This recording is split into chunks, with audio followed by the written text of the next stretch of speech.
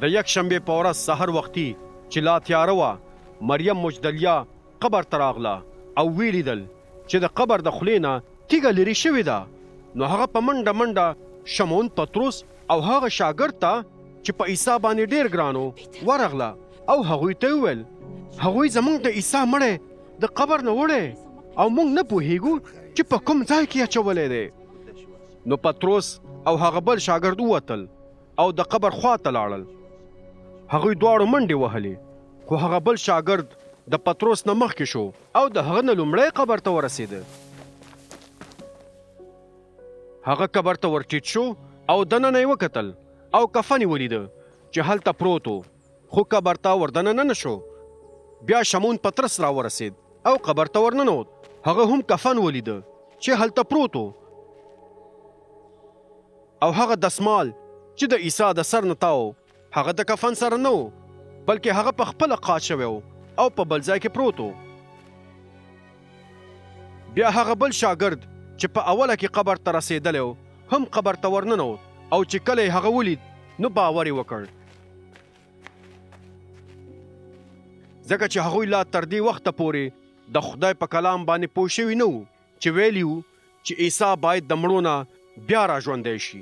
نو بیا هغه دواړه شاګردان بیرته کور ته لاړل. خو مریم د قبر نه د باندې ولاړه وه او ژړلې. هغې لا ژړل چې ټیټه شوه او دننه قبر ته یې وکتل او دوه فرښتې په سپینو کالیو کې ولیدلې چې په هغه ځای کې چې د عیسی مړی پروت و یوه یې سر ته او بله یې پښو ته ناسته وه. هغوی د هغې نه پوښتنه وکړه ای ښځې ته ولې ژاړې؟ هغې ورته وویل ځکه چې هغوی زما د استاز مړی وړی دی او زه نه پوهیږم چې چیرته یې اچولی دی.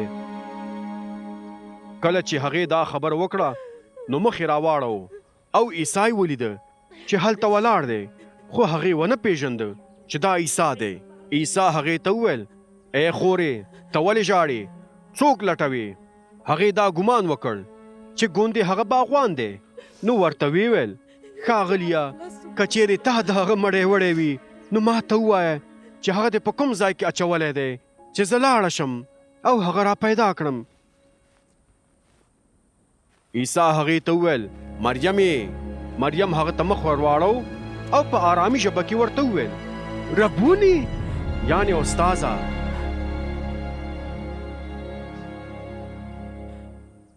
عیسی هغې ته وویل ما ته لاس مه راوړه ځکه چې زه لا تر اوسه پلار ته نه یم تللی خو زما ورونو یعنې زما شاګردانو ته ورشه او هغوی ته ووایه چې زه اوس خپل پلار ته چې ستاسو پلار هم دی او خپل خدای ته چې ستاسو خدای هم دی پورته ورځم. نو مریم مجدلیه لاړه او شاګردانو ته یې وویل چې ما عیسی لیدلی دی. بیا هغوی ته یې د هغه پیغام ورسو.